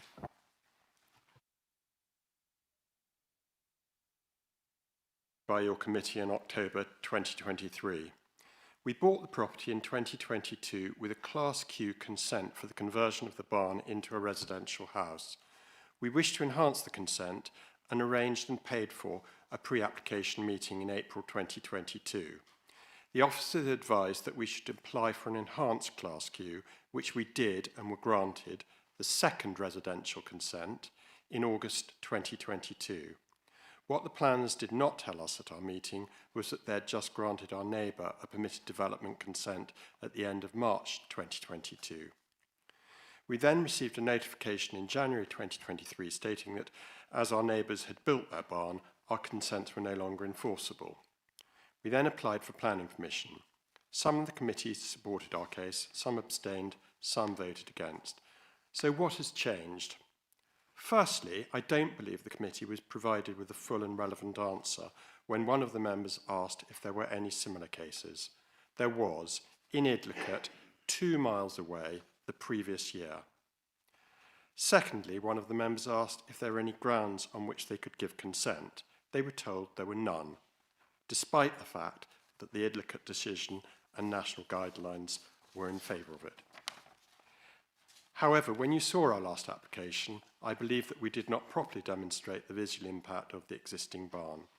I think you'll agree that the revised design and visual enhancement based on the Council's guidelines and better visual presentation provide a compelling argument for this proposal. There's also been an important development regarding the housing supply calculation following an appeal decision last September. The inspector found that supply had been incorrectly calculated and was in fact about half what had been accepted when making decisions. On this basis, the inspector specifically identified the need to give more weight to the NPPF guidelines in order to achieve the target. The local policy is silent about the conversion of modern farm buildings. The NPPF Para 84C states that consent should be given when the development would reuse redundant or disused buildings and enhance its immediate setting. The heading for this section of the NPPF is Delivering a Sufficient Supply of Housing. This is a field with degraded land and a large unsightly building. Reusing it in a positive way, improving the local environment and biodiversity, generating local economic activity and adding to the housing supply are all very much benefits. The neighbours, the parish council and the ward councillor all strongly support this proposal. I would ask you to support it too. Please also ask me any questions. Thank you. Thank you very much indeed. Right, members, do we have any questions for Mr. Besterman? And it's Councillor Ballinger, please, first. Good evening.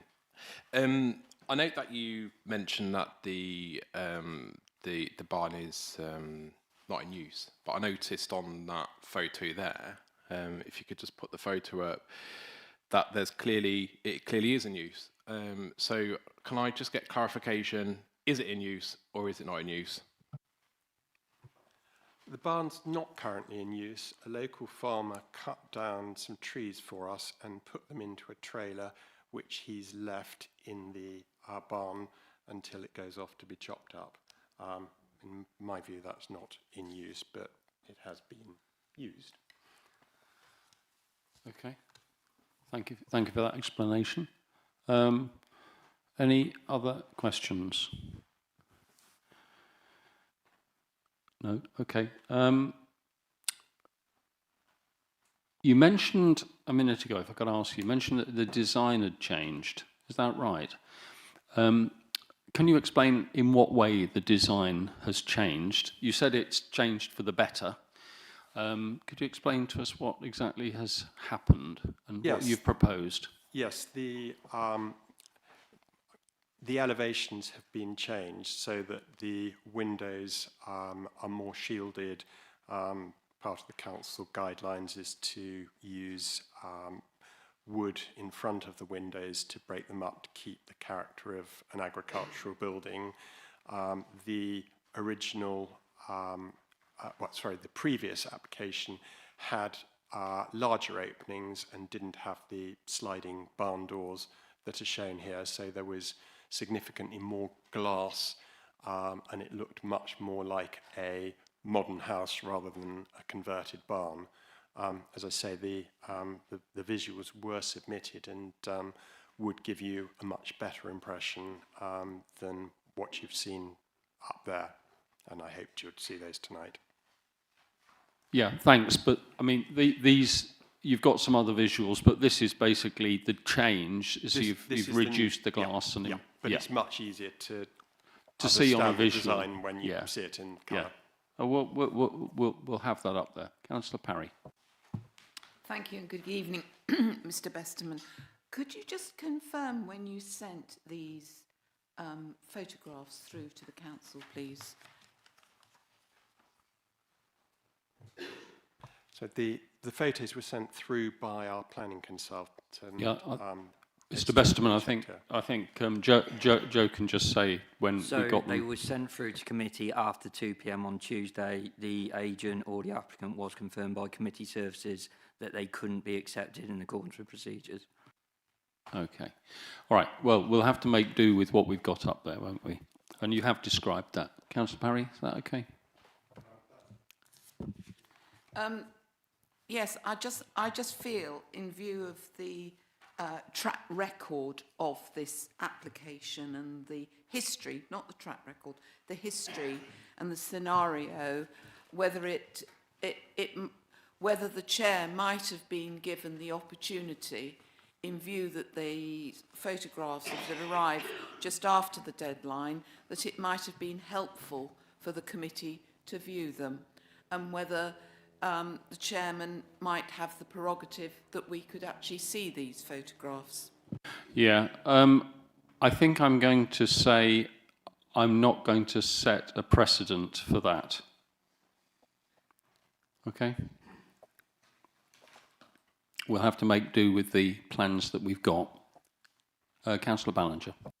Sorry, can I ask another question, Chair, please?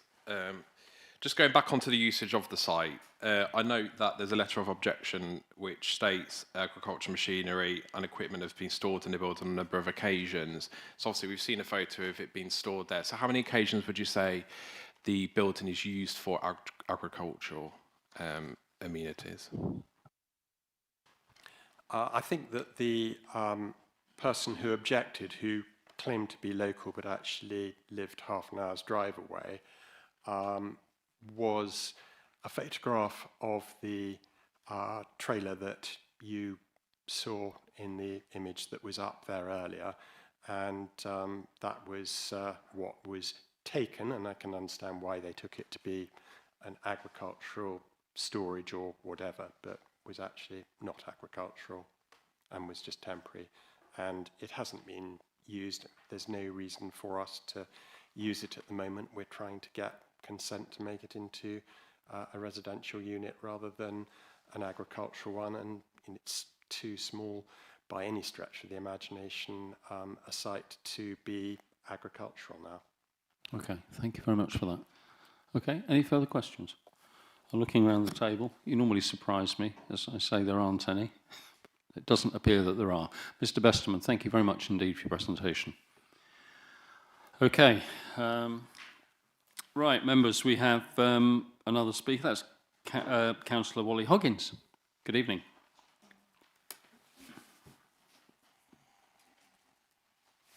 Oh, I didn't stop there. Can I just say that the gentleman behind me is the parish council chair, but due to a technical glitch, didn't manage to register to speak this evening as well. Sorry, it's been a troublesome time the last week for this. And just to sort of explain, my position as chair is a procedural one, as well as being a member of the committee and actually being in part of the debate as well. But the procedural issue is that we do have deadlines. And unfortunately, if I start to allow precedents to be set on deadlines, it's never going to stop, I'm afraid. And I just have the next one coming in that said, well, you allowed it last time. So if it sounds a bit harsh, I'm sorry, that's the reason for that. I hope you can understand. I think the reason I'm flagging it is just because we've got that bit of support here, really. That's okay. all. Yeah. All right, Councillor Wally Hoggins, you've got 5 minutes. So you know what to do, I'm sure, and I shall start the clock when you are going.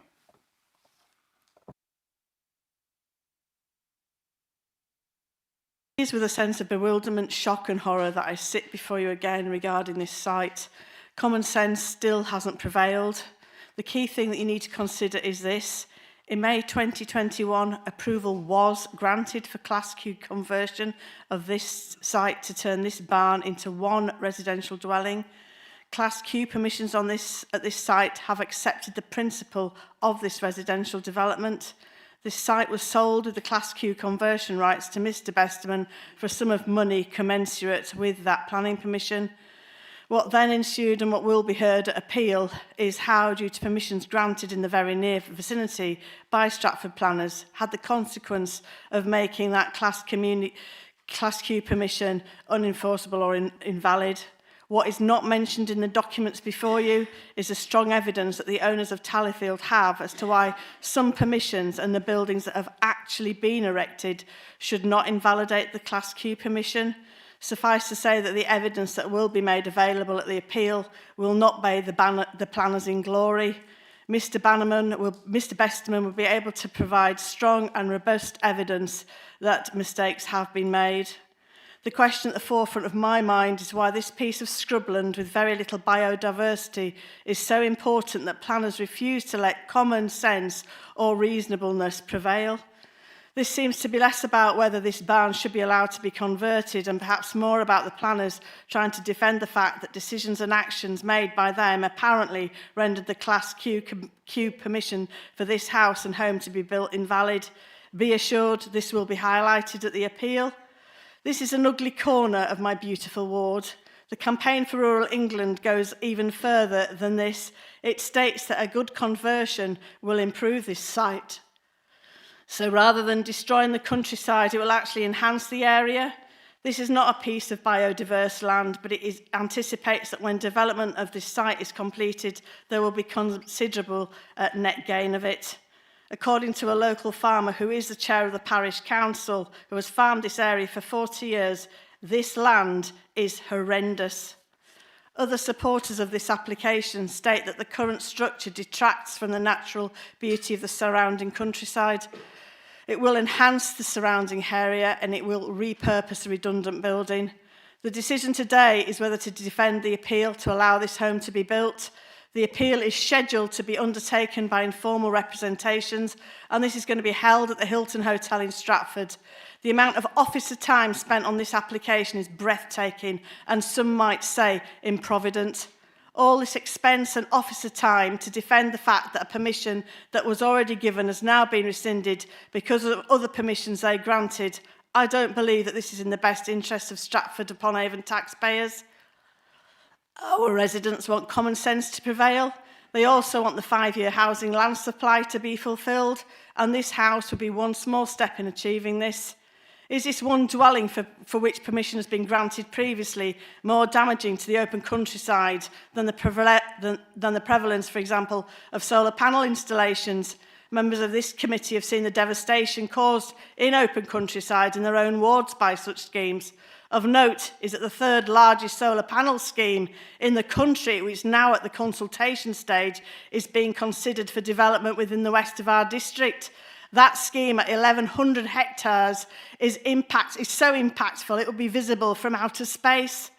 As the Farmers Weekly says, solar panel schemes swallow productive farmland and industrialise the countryside. This application, before you will not do this, it will barely be noticed. This site is not and never will be productive farmland. The site is too small and the land is of inadequate quality. This house does not destroy the countryside, it will enhance it. Conversions of redundant buildings are supported by the NPPF. I therefore ask this committee votes that the planners do not defend this appeal. In your consideration today, I therefore ask for you to have a sense of proportion and for common sense to be applied so that this appeal is not defended, allowing officers to get on with their work 30 seconds to go now. Elsewhere in the district, dealing with proposed projects that will actually destroy the countryside rather than one like this that will actually enhance it. The NPPF states that the loss of the 5-year housing land supply emphasises the need to look at If conversion you could start more favourably. bringing it to... well, you've got a couple of seconds left if you just want to finish I'll off. just finish that sentence properly, please. Yeah, Sorry. just start that one again. Do you mind? That Thank last you. paragraph. Is that the last paragraph? It's a paragraph that I cut out, but I've actually got time for it. I've actually got a timer here, which is, I knew I was tight for time. Forgive me. Yeah, okay. No problem. Conversions- No problem. Just go on. Just say the last paragraph. Okay, conversions of redundant buildings are supported by the MPPF, which now has more emphasis since the last committee meeting. The loss of the 5-year housing land supply emphasises the need to look at conversions more favourably. Thank you. Okay. Thanks. Sorry, I didn't mean to sort of stop you mid-paragraph, but anyway, you finished it off. Members, do you have any questions for Councillor Wally Hoggins, please?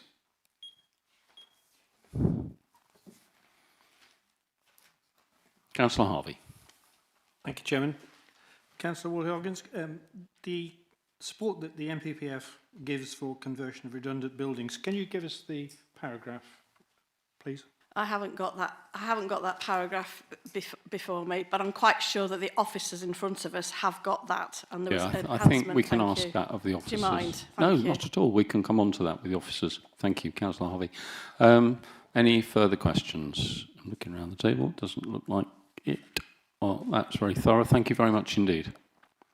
Okay, so they're the only presentations that we have, so we can move on to points of clarification and questions to the officers about this application. Councillor Harvey is going to start.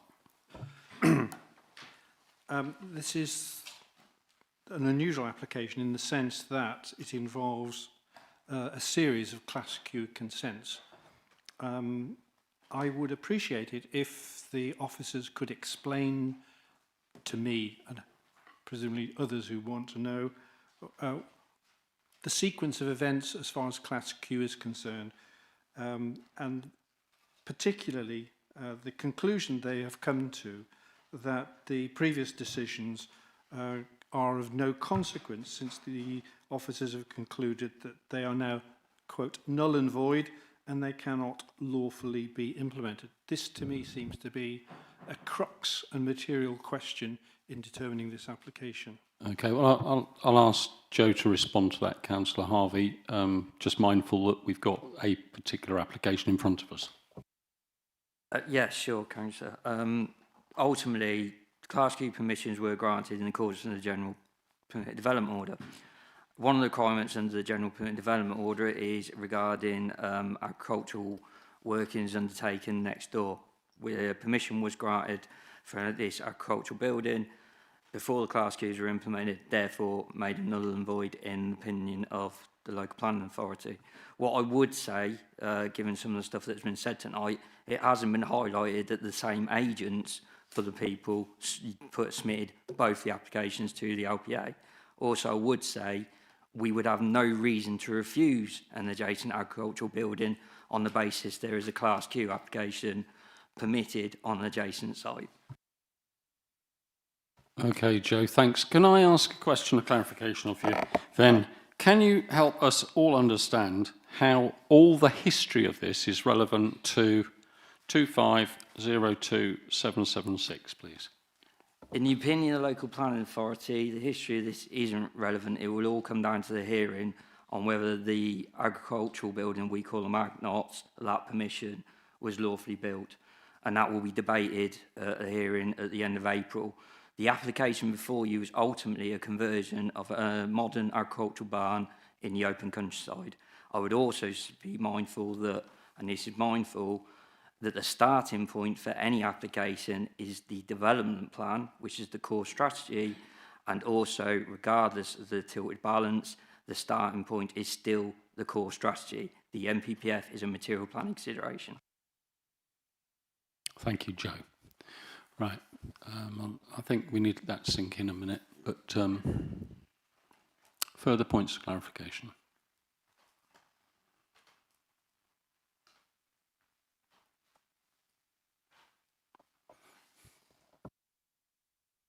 Just let you think a minute.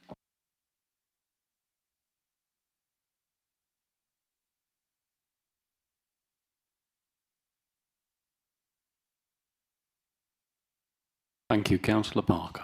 Sorry, I'm going to request that a summary of what was just said is repeated. I do beg your pardon. No, that's fine. That is fine, and it's a good question. Can you summarise what is said and what's in front of us? Because the papers have got a great deal of detail about a lot of past history, and it needs to be understood where that stands relative to what we are trying to decide. So I think it's a good question, Councillor Parker. Thank you. So essentially, this site was part of a wider agricultural holding. Going back to, I think you can see on the planning history, if you go back to 2021, this site was part of a wider agricultural holding. Essentially, a Class Q application was submitted and granted. An AGNOT application was then submitted and also granted within the same agricultural holding. That was submitted by the same agent. The land holding was then split off, and the AGNOT was then in a separate land holding, not a separate land holding, but a separate ownership of land, and was then built out. Now, the requirements of the GDPO with regard to, I can't remember the specific terminology, only allows you to build out one type of prior approval, in this case the AGNOT, which then precluded the Class Q application being able to be built out, which is why the council then considers that null and void. We're now at a situation where this is all going to be tested at an appeal hearing at the end of April. I think it's hopefully set out in the committee report. The current application before you is a conversion of the existing agricultural barn that was the Class Q application was submitted on. However, what you have in front of you is an application for a conversion of an agricultural building to a residential dwelling. Hopefully that makes things a little bit clearer. I think I would have to say to members to be mindful of the application that is before you. The application before you is for a conversion of a modern agricultural barn in the open countryside. There is evidently a lot of history to this site and evidently a lot of legal context which will be debated quite heavily at the end of April. Now, if members are mindful to grant, then fair enough, but it should be on the basis that it is a modern agricultural barn in the open countryside. Councillor Parker, does that help you understand what's in front of us? I think it does. The opportunity for it to be brought forward as Class Q has gone, and so it has to come forward as just a development of a barn in open countryside. I think essentially you've got that right. Yes, this is a full application. Thank you. Councillor Parry. Thank you. Can I just have a little bit further clarification around MPPF paragraph 84, which does state, paragraph 84 does state that essentially you've got to have exceptional circumstances for allowing the construction of isolated dwellings within the countryside. Now, in view of the history of this site, having been on the planning committee for, dare I say it, 12 years, I don't believe we've had an application that's come before us where it was granted a Class Q, and then because we then went through COVID and all sorts of other things, I'm trying to think, this surely is quite exceptional circumstances, and therefore, because of the unique history of this particular site, could we be in a position to use paragraph 84 because of these very unique circumstances where we had a planning permission through Class Q, we then had, because of various delays and other applications, and I mean, you know, the history of all these applications are extensive, and therefore way I'm looking at it, I just need some extra guidance, because to me, we have exceptional circumstances in front of us. The advice that I would give impartially would be to say to not once again look at the class queues. The LPA's opinion is that those class queues are null and void. What members have every right to do is decide that paragraph 84, which is a material consideration and can be given weight, comes into effect, and therefore, in light of the 5-year land supply, so the tilted balance, that and the 5-year land supply outweigh any harm identified. What I would say again, though, the starting point, and as set out in Stuart's report, is the core strategy. And that is a starting point for every decision we make. Now, obviously, the MPPF is material consideration, and members have every right to go down that route in light of the 5-year land supply. I wouldn't advise going down the route of the history of the site.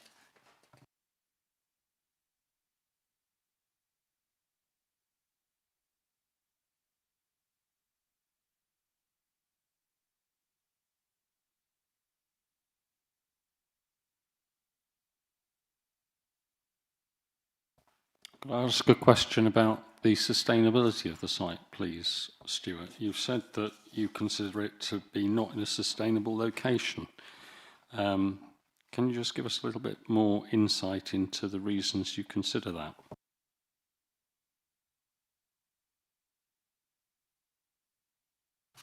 Yeah, so going back, if we just look at the first slide, you can see obviously the application site denoted by the black dot. This is an open countryside location. I think I said it's 2.2 kilometres from the nearest settlement. There's no public transport that passes past this site. There's no public footpaths, footways from this site leading to any settlements. The provision of a dwelling in this location would require an increase in private car use. It wouldn't promote sustainable travel. So I think as set out in the report, specifically the concluding sections, we don't consider this a sustainable location for residential development. Just to follow up on that, we've all got villages where sustainability is of varying degrees. Some villages have got buses and some haven't. Some have got a church, some haven't. What are you saying? Whereabouts is this on the sort of sustainability scale, in your opinion? I mean, it's just not near. I mean, as I say, the nearest settlement is 2.2 kilometres. We're not. I mean, we've just had an application or a discussion around Preston Bagot, whether that's a village. I mean, this cannot be considered any form of settlement. It's a modern agricultural building in the open countryside, not near any other form of development. Okay. Any further questions for the case office? There must be some. Councillor Fleming. Despite instructions not to consider what's happened in the previous sort of history, if it was considered enough to give it a Class Q, I'm not going to use that as the thing, if it was considered enough to give it a Class Q 5 years ago, if it was sustainable enough then, why is it not sustainable enough now? Simple question, that's all I'm asking. It's a good question, and I'm sure that either Joe will be able to explain the difference between a Class Q and a full application. So it ultimately comes down to the assessment requirements. So the general permitted development order isn't policy reliant. You are literally, in essence, it's kind of a tick box exercise, to be honest. You sort of say, does it meet all these criteria to therefore make it permitted development? And that is it. So under that sustainability criteria, the general permitted development order, that's what it's fair for. However, like we said, we don't think there is now a Class Q fallback. So you then have to fall on the local plan as a starting point, because that is the core strategy. So you go through that assessment, as Stuart has done. You set out, does it meet the requirements of the core strategy, namely in this instance CS15, CS16, AS10.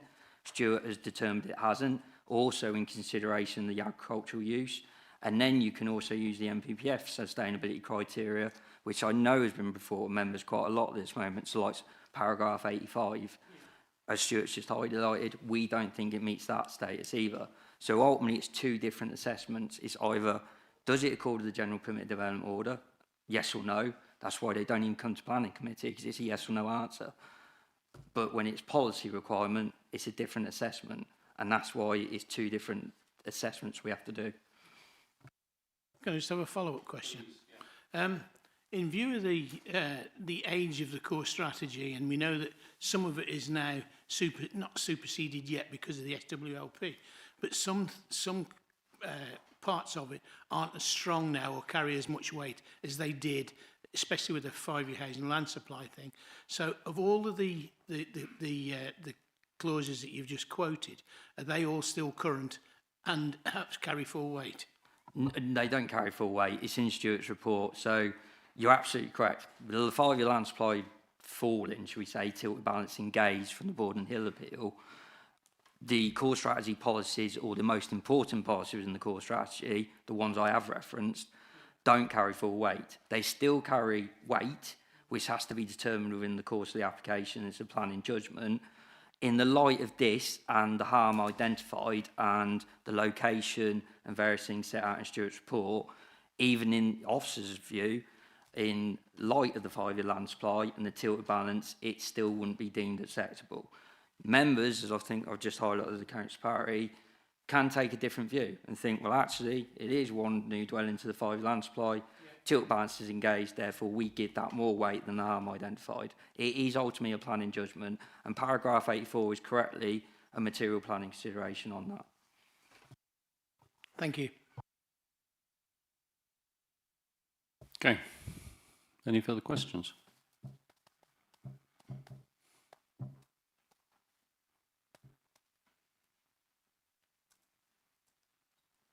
No? Okay, in which case, thank you very much, case officers and planning manager. We can move on to discussion, debate about this application. Who would like to start? Councillor Harvey. Thank you, Chairman. This is an application for the conversion of a barn in the open countryside. This is not a question of whether the Class Q can be implemented or not. I think we have the disadvantages as councillors that we're not involved with Class Q decisions. It's an administrative exercise that's undertaken by officers. Officers have experience and qualifications to be able to come to judgments on Class Q applications, and in this instance, given the three of them, the interplay of the 3 Class Qs, they have said this is null and void and can't be implemented. Class Q is not the issue. This amounts, therefore, it's labelled a full application. This is a full application for the conversion of a barn in the open countryside. It is telling, as far as I'm concerned, that neither the applicant nor the ward member made any reference to AS10. If you want to build in the open countryside, the answer is no, unless you can squeeze your judgment, your rationale for the application within one of the 10 gateways. There was no attempt to justify this application for a conversion in the open countryside into one of the gateways under AS10.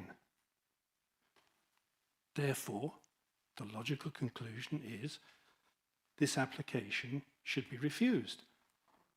That's the view I've come to. That's the view that the officers came to. I'm prepared to propose that this application is refused.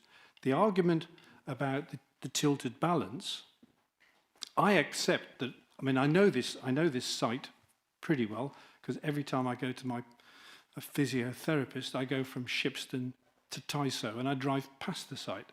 I know it quite well. This is absolutely rural. It is in the middle of nowhere. It's between Brailes and Tyso and Oxhill and Shipston. They're all miles away. I would certainly argue that this site is not sustainable on environmental grounds. And as far as the tilted balance, I think the harms of converting and building, allowing a residence on this particular site is far outweighs the advantage of having one extra house to the housing supply. So I'm clear in my mind the Class Q arguments are irrelevant and they will be debated elsewhere soon enough. This is an application in the open countryside. It doesn't meet any of the AS10 gateways. Therefore, it should be refused. That's the recommendation. I propose refuse on the grounds of the reason set out in the report. Thank you. I'll accept that proposal. Councillor Ballinger. I'd like to second Councillor Harvey. I believe also the officers have done a thorough job looking into this, and clearly there's lots of history here. I don't feel it's a sustainable location, and I've still got some questions around the usage still, although told not that it's been used, but there's pictures with it being in use. So I'm happy to second Councillor Harvey and go with the officer's recommendation. Okay, thank you. Councillor Parry. Right, Chair. I believe that I think this application falls under MPPF paragraph 84 because I feel that it does provide exceptional circumstances for allowing the construction of an isolated dwelling within the countryside, which has been triggered by paragraph 11 on the tilted balance. So my proposal, particularly in view of the lack of the 5-year housing land supply, is to propose grant. Thank you, Chair. Okay, so in granting this, that's going against the officer's recommendations. Can we get me, what exactly are you saying again? Why you find this because acceptable? I feel it accords with paragraph 84 of the MPPF. Because I think there are exceptional circumstances. Okay. Because of it, and because of as far as its sustainability, the Class Q, I know we have mentioned everything about the Class Q. It is a planning judgment, and I feel that it's paragraph 84, and I believe there are exceptional circumstances in respect to this particular planning application. Okay, thank you. I'm just going to have a quiet word with the planning manager. Hang on a sec.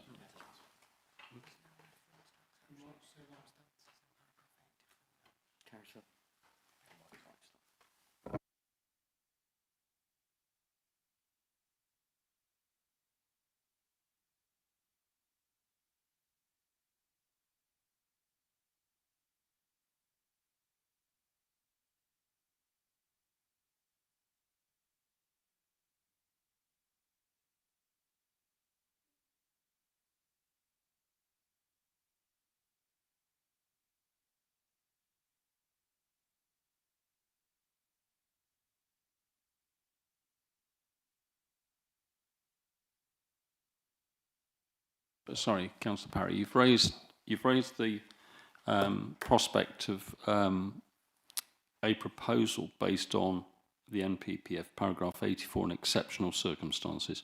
I just need to make sure that we're clear on what those exceptional circumstances are, what paragraph 84 is saying about that, and I'm going to ask Joe I'm going to ask Joe just to explain to members what paragraph 84 says. Yeah, can I just add to that?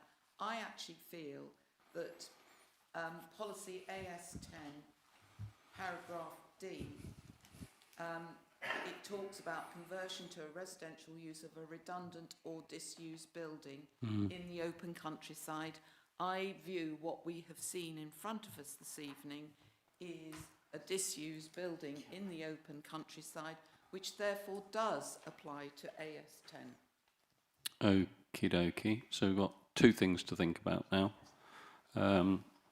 Paragraph 84 in exceptional circumstances to consent something in open countryside in this location, and you're also saying AS10 would allow for a redundant barn to be converted.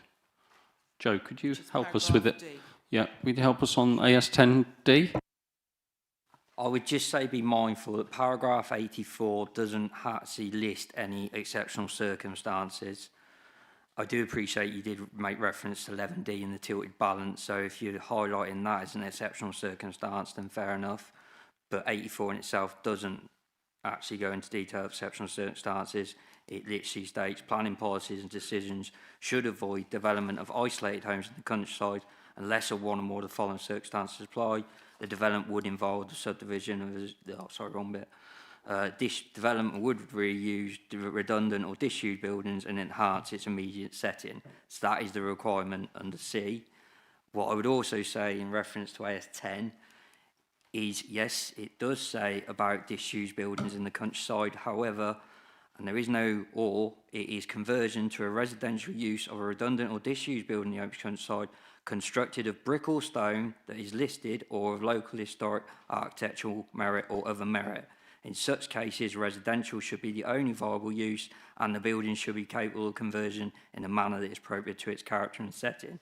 I think I need to draw back members, if they are considering supporting this scheme, especially in light that it will go to a hearing, so we will have to advise the inspector how we will defend or not defend this, that I would advise leaning more towards the NPPF 84 does say about the reuse of disused buildings, and the tilted balance, the additional one dwelling to the land supply, outweighs any identified harm or policy conflict. Right, so what you're saying to me, Joe, is that you, Councillor Parry, I'm going to have to sort of push back a little bit on AS10D because this isn't a disused building in open countryside made out of brick or stone. Unless you think it is. I wonder what the floor space is. Might be Well, stone. Well, okay. So it doesn't appear to me to be built out of brick or stone. So I think that you'd have to rely on NPPF 11D relating to the provision of, because the tilted balance is engaged, relying on the fact that this provides a new dwelling in open countryside.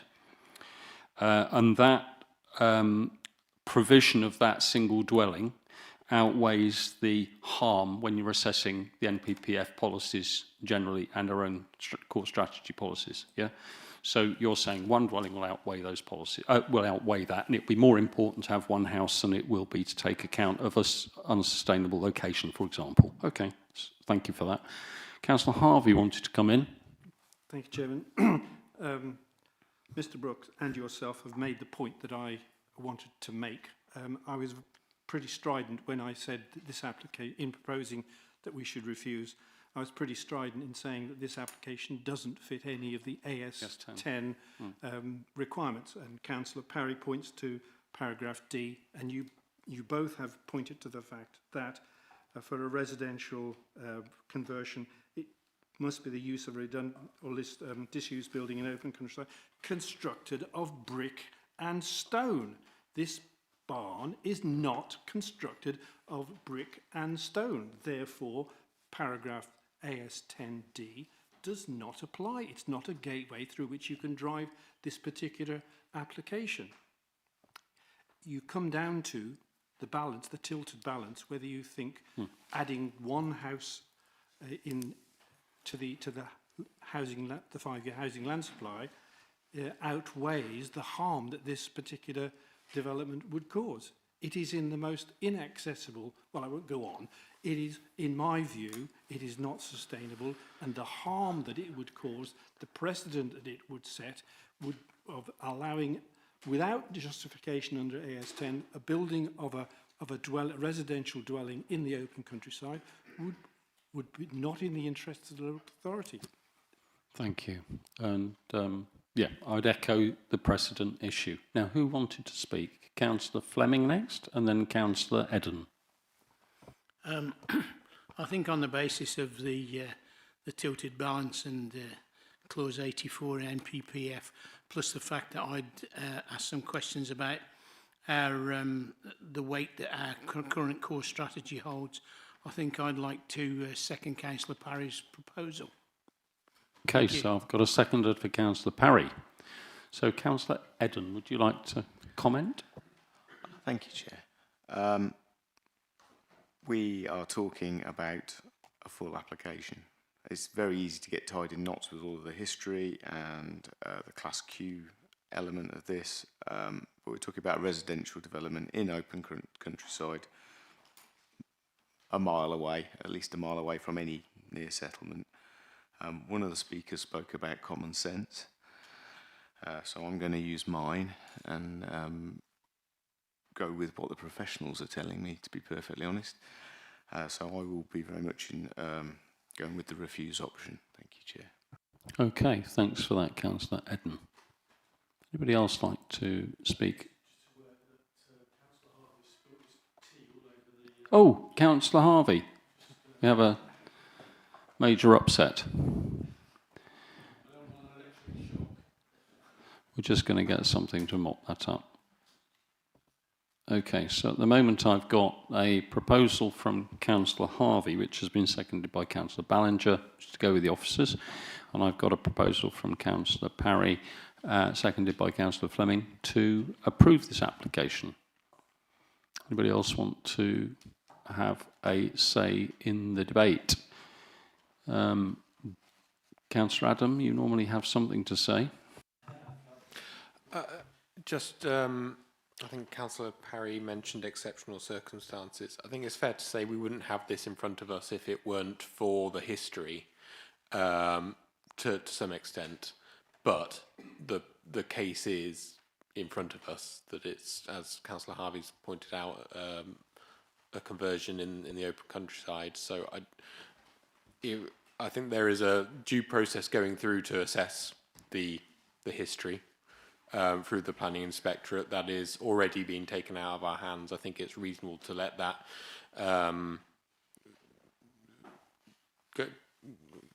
go through that process in and of itself. But on the merits of the case in front of us, yeah, I'll go with the officer's recommendation. Thank you. Councillor Parker. Yes, I'm Chair. I'm minded to go with the officer's recommendation unless there is more exceptional circumstances brought forward or a more mechanism brought forward from those wishing to do otherwise. Thank you. Yeah, thanks. There's probably not many other people want to speak, but I'll just put my sixpence in. I think it's a bit of a sorry tale, isn't it? The history of this is a sorry tale, and we, as I think Councillor Adams said, we probably wouldn't be listening to this had that sorry tale not been there. But having said that, you've got to consider that we've got policies that we need to weigh against development in the open countryside, and setting a precedent to allow a barn in a very unsustainable location to be converted into a house on a full application sets, for me, in my view, a very dangerous precedent. And I think that the hearing will tease out more detail about the legalities of what has gone on in the past. But that's my position. I'm going to be supporting Councillor Harvey. Anybody else want to speak? Okay, hang on a sec.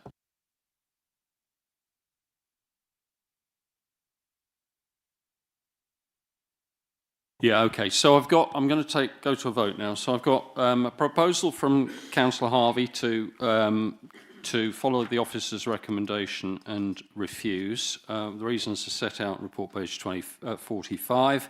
That was seconded by Councillor Ballinger. Please, can I have a show of hands in support of Councillor Harvey's proposal to follow the recommendation of the officers?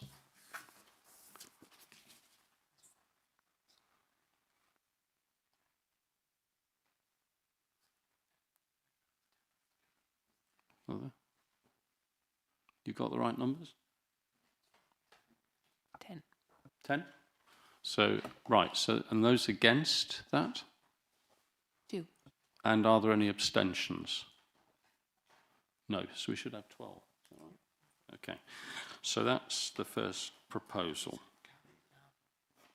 which is carried. So that means I don't need to do anything else. Oh, in which case, the proposal to accept Councillor Harvey's recommendation is accepted. So Council resolves to refuse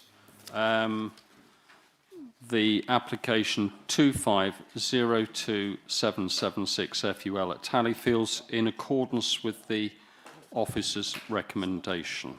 Thank you very much, members. Thank you all for your presentations as well, those that came along to speak. Right, just going back onto the agenda, I think we probably only got urgent business, of which there is none, in which case I can close the meeting. Thank you all for your support and your presentations and contributions.